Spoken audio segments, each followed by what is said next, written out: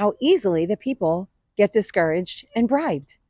They could try to bribe all day long, but if you are unbribable, they can't bribe you.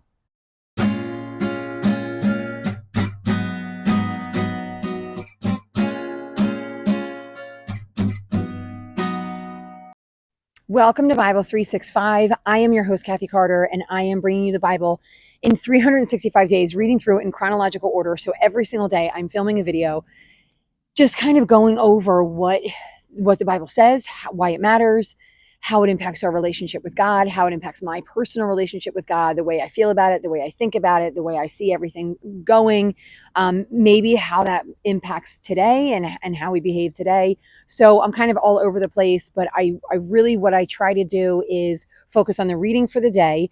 And one of the most important things that I like to do is I like to not go forward, but I like to go backwards. So I'm just going to kind of start out with what today is. It is day 253, and it is September 9th. Our reading today is Ezra 2 through 4:5, and then 1 Chronicles 3:19 through 24. And so where we find ourselves now, our 2-minute history, where we find ourselves now is the people of Israel have come back into the nation of Israel. So if we go back sort of to the beginning, you know what, all the way to the beginning, Adam and Eve were the first people that were created. They sinned. They broke apart their relationship between the Lord and them. And then generations later, the Lord did things to bring that nation back, so to bring the people groups back to him, because he was always watching us. He was always looking over us. He was always there to protect us. So he started, but people consistently turned away from him. And so then what he did is he established this people group, and he started it with Abraham. And then all of Abraham's descendants, Abraham's descendants were continually getting a covenant with the Lord, right? He was talking to them individually. And then it came to Jacob, and Jacob had 12 sons, and the covenant was made with all 12 of these sons, and they became the 12 tribes of Israel. These 12 tribes of Israel were brought over into the land of Egypt for a whole bunch of reasons. Go back to Genesis to see. And then because they were starting to follow the gods of Egypt, and they were turning away from the God of the maker of the universe, the Lord. The Lord allowed Egypt to oppress them and hold them down for several hundred years until they turned and cried out to the Lord. And then the Lord went and rescued them and saved them. That was where the Red Sea comes in, and the wandering for 40 years in the wilderness. And then once again, he now started establishing a law with with the people group. So we had this nation of Israel, which was made up of the 12 tribes of Jacob. And he established this entire system where he would dwell with the people of Israel, right? So he would be in a tabernacle or an altar or, whatever it is now. And he would be indwelled with the people of Israel. And these people of Israel were his chosen people, his ambassadors on earth, to show the rest of the world who God is, what God looked like, and how he was established inside a community. And he continued to give people opportunities to turn back to him, right? He would show the world who he was. And the people of Israel, his namesake, his people group, kept turning away from him left and right. And then there came a time in the late 500s, like the 590s, where there was just massive punishment. He destroyed the nation of Israel and the nation of Judah. There were thousands died. He wiped out everybody. They were no longer their own nation. People overtook them. They were enslaved kind of once again, but this time they were all scattered all over. So it wasn't just that they were in Egypt. They were scattered all over that area. And they were there for 70 years. And that was to pay the punishment. The Lord was pouring out his wrath on those people for turning away from him for so long. 70 years kind of came and went. Daniel realized he was in that kind of area, the end of that 70 years. Daniel cried out to the Lord, which is one of God's prophets, cried out to the Lord for those people, for the people of Israel. And then the Lord then turned Cyrus, who was king over in Babylon. Cyrus, he now kind of put his heart he had his heart towards the Lord. And Cyrus then allowed all of the Israelites, encouraged them to go back. Not all of them went, but a lot of them did. Encourage them to go back into the nation of Israel and to now build the Lord's temple all over again. That is where we find ourselves right now. So now we have this new prophet, and his name is Ezra. And we're going to see in some of the Chronicles, we actually have a lot of people that are working now, once again, towards the kingdom of the Lord. Right? They are all working towards bringing and building all of this stuff back up again. But there's a little change that I want to note. So here we find ourselves. It's again September 9th, and this is how it starts. So Ezra 2 says, now these are the people of the province who came up from the captivity of the exiles. So there were exiles that were scattered in the nation of Babylon. There were others that had ran, and they were all in other areas. This, I believe, is very particularly talking about the ones that were taken by Nebuchadnezzar, and all of their descendants after them, that were taken by Nebuchadnezzar into Babylon. That's the way in which I read it. And so here are some particular names. So it says these are the ones that Nebuchadnezzar had taken captive in Babylon. And then it says they come back in the company of Zerubbabel, Joshua, Nehemiah, Sariah, Reliah, Mordecai, Bilshan, Mispar, Bigvi, Rehum, and Bana. Some of these names we're going to see again. I don't think all of these names we're going to see again. Zerubbabel, we actually saw yesterday. He is a descendant of David, if we're going all the way back. He's a descendant of David, the original king, not the original, Saul was the original, the second king over the nation of Israel.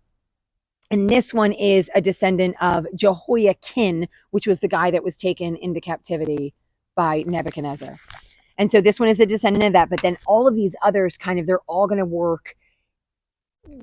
They're going to coexist and kind of work together in order to bring this nation back where it's supposed to be, back where the Lord wants it to be.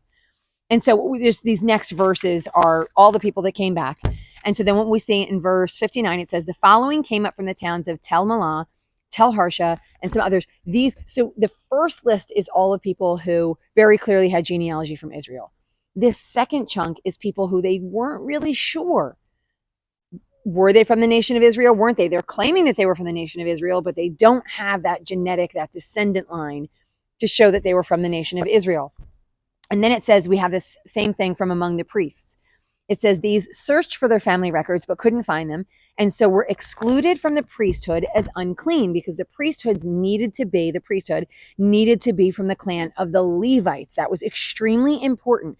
The ones who went into the altar were from the direct descendant of Aaron. And so they needed to keep these records. Like, it was really important. And some of these people ran off, and we don't know who they were with, or, they were supposed to stay in tribe. And so there was supposed to be some kind of interconnectedness. So the people would know in which tribe they were originally from. Because remember, they gave all their land back, and they had designated spots they were supposed to live in. And so you're supposed to know what tribe you were from. If they didn't know, another thing I found fascinating, if they didn't know, it said in verse 63, the governor ordered them not to eat any of the most sacred food until there was a priest ministering with the Urim and the Thummim. To me, it seems like, right, like this is an understanding because they don't go really too deep into it. It seems like the Urim and the Thummim, if you haven't been with me in the past, these are essentially the dice that they would ask a question of the Lord, right? The Levites, the priests, would ask a question of the Lord, roll the dice. It was those who wore the ephod, roll the dice, and then God would respond. God would answer according to, right? Like, so this is how they chose their lots, how they got their land, how they got, right, particular jobs. This is how they did that through the Urim and the Thummim. So it seems to me that they would try to, using the Urim and the Thummim, they would decide if these people were or were not of the bloodline according to the word of the Lord that came down through the Urim and the Thummim. So they gave these things, I'm just going to call them dice. They gave these dice power in a sense. They were back connected with the Lord. They were back semi sort of in the temple with the Lord. The people group that was supposed to meet with the Lord was back with the Lord. And so in some ways, there was a sense that the Lord was now going to respond to them and give them the answers that they needed, right, in order to make good judgments. So they trusted in this Urim and Thummim and the priests and the Levites and all those things. So it says the whole company numbered 42,360. And that's besides their 7,000 male and female slaves. So they came with slaves, which I'm going to venture a guess were not Israelites. They were from a different people group, and they were used in order to help the Israelites to do the things that they were supposed to do. So they came back as people, and they brought their slaves with them. I think it's important to note, because this is something that is brought up all the time. Like, oh, God never said that slavery was bad. That's actually true. He doesn't say that slavery is bad. What he says is the way you treat them. That's what's important, right? So he doesn't say having someone come and serve you is bad. What he says is treat your slave in a certain way. And we're going to see that. Well, we've seen that before, because they were supposed to allow them the opportunity. First of all, they weren't supposed to enslave their own people. Second of all, if any of their own people were enslaved, they were supposed to give them the opportunity to not be slaves anymore. So God is somewhat clear on how we're supposed to treat other people, no matter what title they have. So it says, when they arrived in the house of the Lord, some of the heads, so some people gave free will offerings. They gave a lot of money in order to rebuild this temple. And if you remember, the nation of Persia, Babylon, all those areas also gave money and allowed the people to leave, similar to what happened in the Exodus. And they gave them money in order to rebuild this temple, because the king made this huge decree that this is what they were supposed to do, that the Lord told them they were supposed to do this. And it says, the priests, the Levites, the musicians, the gatekeepers, and the temple servants settled in their own towns, along with some of the other people, and the rest of the Israelites settled in their own towns. So remember, they were set apart and kind of settled in different towns. So now they're supposed to be rebuilding the altar. Moving into Ezra 3, it says, when the 7th month came, Joshua, so this is one of those names that we've heard of up there, then Joshua, son of Jezodak, and his fellow priests and Zerubbabel, they began to build the altar of the God of Israel to sacrifice burnt offerings in accordance with what is written in the law of Moses. So they went back to the original law of Moses, which they had at this point. If you remember, they found the law at this point. They went back to the original law of Moses and started to rebuild the temple in the likeness in which Moses said it was supposed to be built. I don't know if this is what they were supposed to do, but this is what they said they were doing. Because part of me goes, I feel like they were supposed to do what Ezekiel said they were supposed to do and come in and build the temple that way. But again, that's a whole bigger issue. He says, then in accordance with what was written, they celebrated this. So they started doing their festivals again. So they started rebuilding the temple according to all the stats with Moses, and then they started to have all of their festivals again. On the first day of the 7th month, they began to offer burnt offerings, though the foundation of the Lord's temple hadn't been laid yet. So they really hadn't fully started yet, but they kind of started making plans to start. Even though everything wasn't fully done, they picked up and they started doing all the festivals again. Then they gave money to all these masons and carpenters. And this is what's important, as authorized by Cyrus, king of Persia. So Cyrus, I mentioned this either yesterday or the other day, and I think it's kind of important. Israel was, when Moses established the nation of Israel, when God pulled all of them up out of Egypt, and then they were like this wandering nation, they were established as both I hate to say religion, but you know what, if you're listening, you know what I mean. They were established as both a religion and a people group, and governmentally and faithfully, everything was enmeshed. It all worked together. They followed what their Lord said, and that's why they did what they did. Every law was established in accordance with the Lord. Everything they did with the Lord was established to the law, right? Like they brought, everything was all together. The priests and the kings all worked with each other. At least when it was going well, that's what they were supposed to be doing. Now we see that we have an outsider, and he's the one who is authorizing this. Now, he says that he loves the Lord. So it's one of the things he says, the Lord gave me this, right? I think we saw this yesterday. Cyrus says, the Lord, the God of heaven, has given me all the kingdoms of the earth, has appointed me to build a temple for him. So the Lord told him to do this. But I'm just saying, in the reality of the people, it is no longer an Israelite king, right? Somebody after God's own heart, an Israelite king, one of God's chosen people, over top of them. But now it is an outsider, a foreigner, saying, you should be building this. I think that makes things a little funky for the Israelites. And I say that because, and I'm not sure if it does or not, because we haven't seen it yet, but like just thinking of all the things that they're supposed to do according to the Lord, right? The law according to the Lord might not be the law according to Cyrus. And so we might see they might butt up against some differences. They might not, by the way. I'm not saying this as if that's going to happen, but I'm just saying I think it changes certain ways that they're doing things, right? Like the Lord isn't the ultimate authority, and the king over them isn't necessarily the ultimate authority, but Cyrus the foreigner in some ways is the ultimate authority for them. So we're going to have to see how this pans out. But Cyrus did approve and does want them to build a temple. And then it says they began the work, they appointed Levites to supervise, and they all started building. And it said, when the builders laid the foundation of the temple, the priests in their vestments and with trumpets, and the Levites with cymbals, they took their places, they praised the Lord. The Lord is good, he's going to endure forever, right? They're shouting it from the rooftops.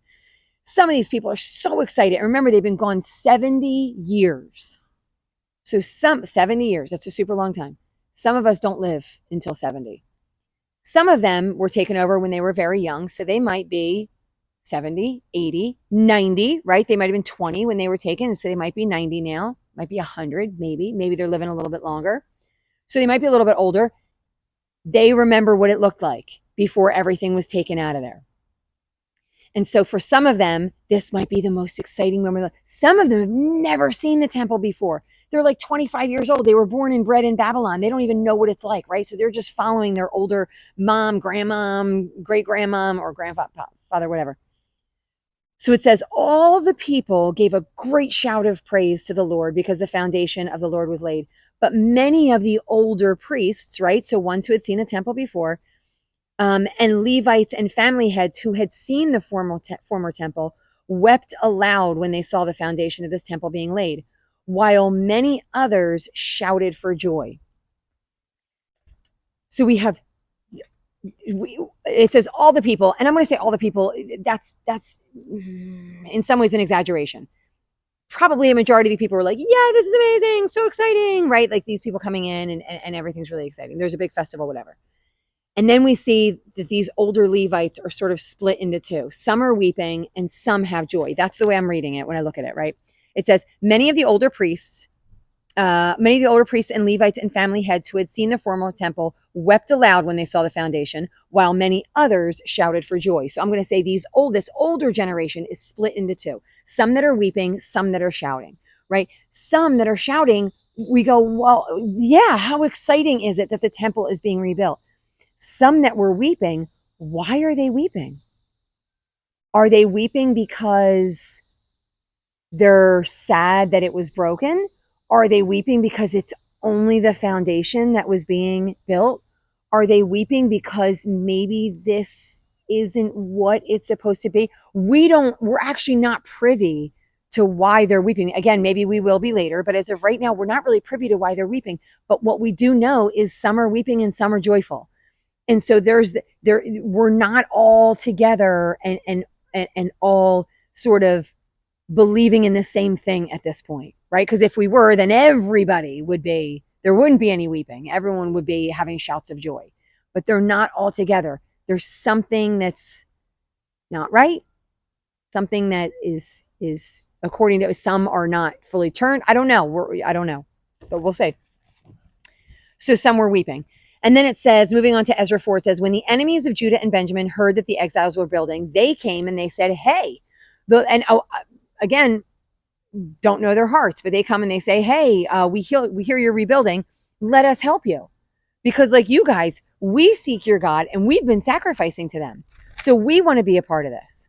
But Zerubbabel, who was the new guy that was in charge, it doesn't say he was the king, but he's still in the line of David. He's in the line of Jehoiakim, who was the last king that was sitting on the throne.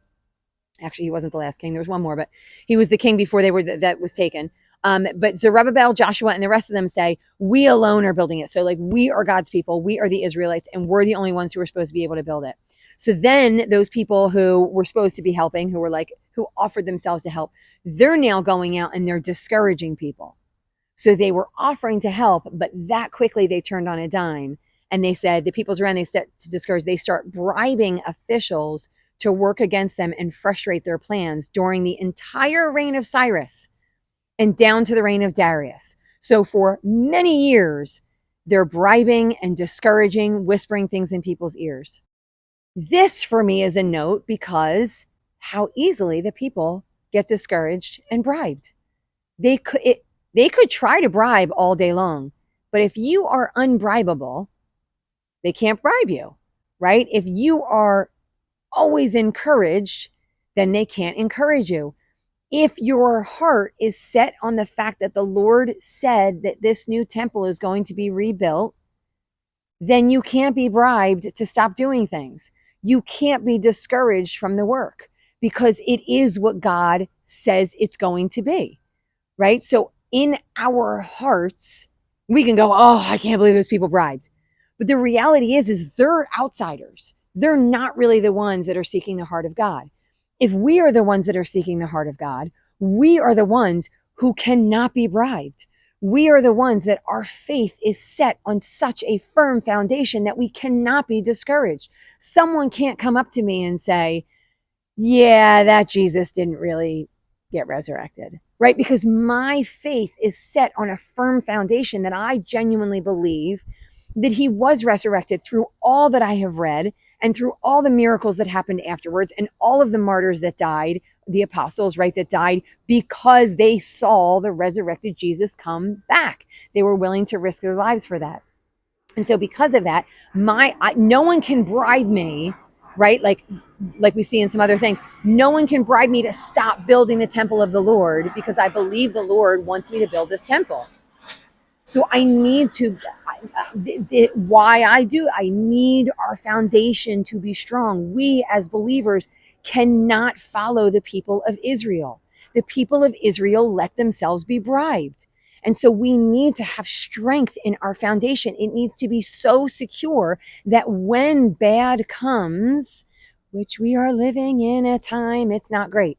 When this comes, we have a firm foundation. And you can't say to me, well, this person, is against the Lord, or that person is the only one that follows the Lord, or you need to do this. I know that God doesn't want you to be angry or violent, but you're allowed to be angry towards those people, right? Like, so we need to have this solid foundation to not be bribed, to not be discouraged. It is easy to be discouraged and to be bribed. It's easy. Like, ask anyone, maybe people won't be honest with you, but it's very easy to be discouraged when you're hurt, when you're sad, when it doesn't go your way, when the things you wanted to do, you're not able to do, when the bank account isn't as big as it used to be, when, right? Like when your kids aren't doing great, maybe while they're at their job or in college or in high school, or right. Like it's very easy to get discouraged and think that God is not for you. So we need to stay in the word and stay with our faith and with our Lord, even in all of those times. Actually, in the good times, it's just as dangerous. Okay. This last tiny little section is just a chronology. So this is the sons of Zerubbabel, right? So we know who they are. So again, this is the line of David, and there comes importance in the line of David. I'm not going to go into any of these names because there's no sense in me reading them. But what we see is these are the sons, and these are the people that continue to follow. I think we will see some of these names popping back up again in the rest of Kings throughout the Old Testament. That's where we're ending for today. And so I hope it has been encouraging for you. I hope you have found this to be a blessing. I know these things are hard, and I know this butts up against some of the things that we find really comfortable. And so I ask that you expand the way you've been thinking. Like, allow yourself to hold things really loosely in your hands. I say this way too often. I'm a broken record, but allow yourself to surrender to what the Bible has to say, right? Like, so what it actually is saying about God and about the people that he created, right? And about what it is that we are called to do, how we are to be his ambassadors here on earth, right? The people that people look to and go, oh, I see that God that you follow. I might hate it, I might love it, but I can see that you follow that God, right? So if this has been any kind of encouragement or blessing to you, I want you to like, share, and subscribe to the channel. And I've had a couple people posting comments, and I'm really excited, and I will respond. So I look forward to hearing more of your comments anytime you choose to kind of jump in and say anything over in the comment section. And I will see you guys tomorrow. In the meantime, keep reading.